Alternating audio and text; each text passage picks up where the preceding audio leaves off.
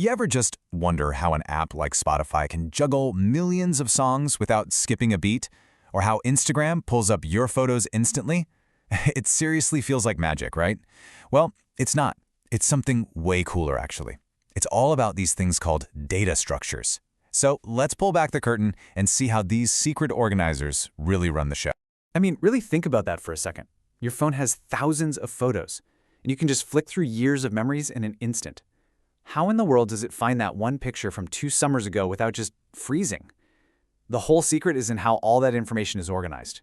Because at the end of the day, every single app is dealing with a mountain of information. And if you don't have a smart way to manage it, you just get digital chaos, a huge, messy pile of data that's basically useless. So a programmer's first job is always to bring some order to that chaos. And that's exactly what a data structure is. It's just a fancy name for a specific way to organize information. You can think of it like a toolbox, or a filing cabinet, or a library's card catalog. Each one is designed for a different job.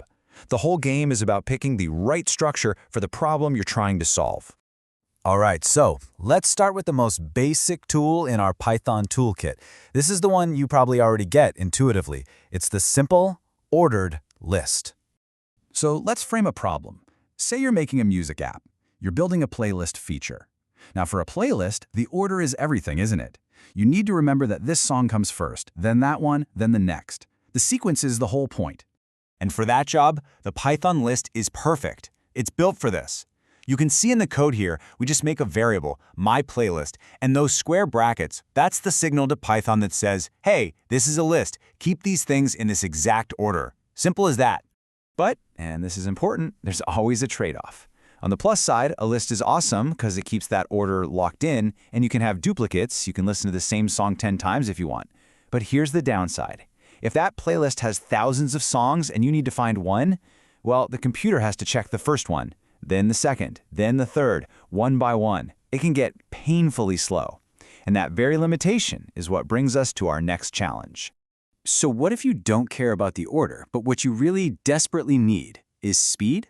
This is where our next tool comes in, and it's a real game changer. Think about your phone's contact list. It's got hundreds, maybe thousands of names. If it were a simple list, finding your friend Bob would mean scrolling past everyone from Alice all the way to, well, Bob. But you don't do that, right? You jump straight to the B's. We need a way to do that with code.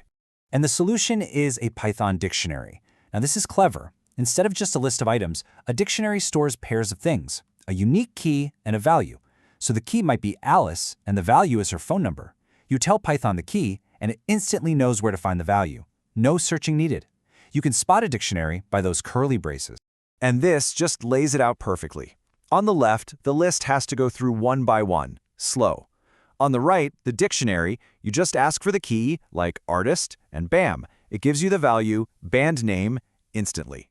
For lookups, it's not even a contest. The dictionary is ridiculously fast. Okay, so we've got order covered with lists, and we have fast lookups with dictionaries. But what about another super common problem? What if we need to make absolutely sure there are no duplicates? Right, new scenario. You're building a system to track who's coming to an event. If someone, let's say Alice, signs up twice by accident, you can't count her as 2 people. You just care about the unique set of people attending. How do you make sure your list only has unique names?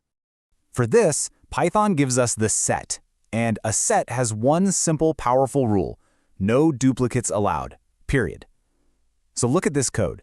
We try to add Alice twice to our attendees set, but the set is smart.